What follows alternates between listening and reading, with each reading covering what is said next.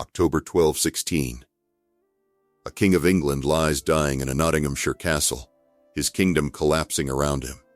Outside, a storm rages so violently that the men guarding him swear they can hear the gates of hell creaking open. Inside, the king is dying in one of the most undignified ways imaginable, destroyed from the inside. Hour after agonizing hour, he is, by near universal agreement, the most hated king in English history. And exactly how he died depends on which 800-year-old monk you choose to believe. Stick around, because by the end of this video you'll know which version is true and what it nearly cost England. Quick note before we go further. This happened over 800 years ago, long before cameras, and long before anyone painted these exact moments as they happened. So every image you're about to see has been created using AI, carefully styled to match the art and atmosphere of the period. We do this so we can show you this history as vividly as possible, even where no real depictions of these specific events exist. By the autumn of 1216, John's reign was a slow-motion collapse. The year before, his own barons had forced him to seal Magna Carta at Runnymede, a document meant to limit his power. John agreed to it the way a cornered animal agrees to anything, then immediately appealed to the Pope to have it cancelled. The Pope, eager to back the king who'd made England a papal vassal state, obliged. Furious, the barons did something almost unthinkable. They invited a foreign prince to invade and take the English throne. Prince Louis of France landed with an army, and by mid-1216, he held London. John wasn't just fighting rebels anymore. He was fighting to keep a crown that half his own country no longer wanted him to wear. Here's the thing. Losing half his barons wasn't even the worst part of John's October. 3 days into his retreat north, he was about to make a call that would cost him almost everything he owned, and depending on which monk you believe, it nearly cost him a lot more than that. In October, John was racing between Lincolnshire and Norfolk, trying to resupply loyal castles in the north before the rebels and the French could cut him off. On the 9th of October, he reached King's Lynn. From there, his baggage train, along with part of his army, took a direct route home across the Wash, a treacherous tidal estuary on England's east coast, while John himself took the longer, safer road around it. What happened next has been argued over for 8 centuries. The chronicler Roger of Wendover, writing about 15 years later, described carts, horses, and the royal baggage being swallowed whole by quicksand and a rising tide. Ralph of Coggeshall, writing much closer to the events and generally considered the more careful source, gives a calmer account, stating that John lost part of his baggage and some of his chapel furnishings.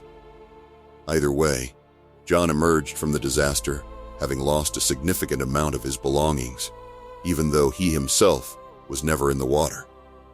The popular legend that the sea swallowed the crown jewels makes for great television, but no reliable contemporary source actually confirms it. Losing his treasure in the Wash should have been the worst week of John's life.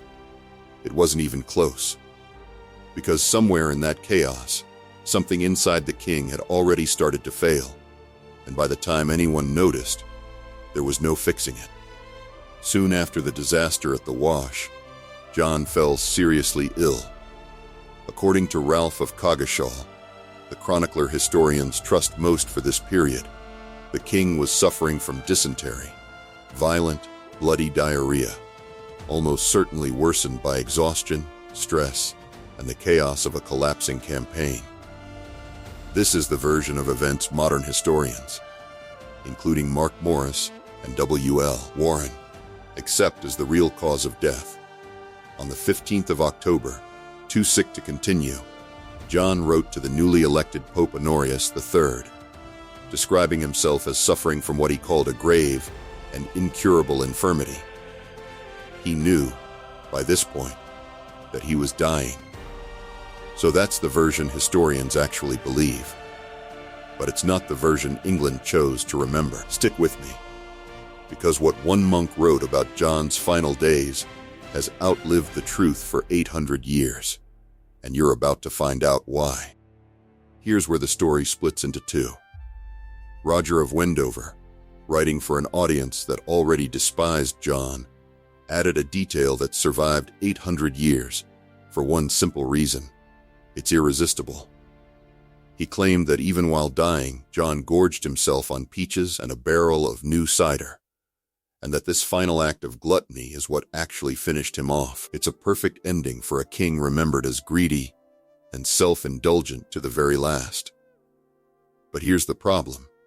That detail appears nowhere in Coggeshall's earlier, more careful account. It shows up only in Wendover, writing more than a decade after John was already dead. A monk with every reason to make John's end look as shameful as his reign. The peaches make for a great story. They are not history. We're telling you that distinction now because we think it matters. Whatever was really killing him, dysentery or his own legend, by the time John reached Newark, it didn't matter anymore. There was no version of this story where he walks out of that castle. And how he went out was about to make sure nobody ever forgot his name, for all the wrong. John was carried toward Newark Castle, growing weaker by the mile. He arrived in mid-October, and on the night of the 18th into the 19th of October 1216, with a violent thunderstorm breaking directly over the town. King John of England died. He was about 49.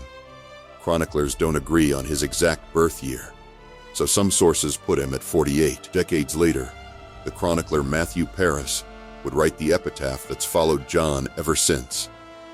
Foul as it is, hell itself is made fouler by the presence of John.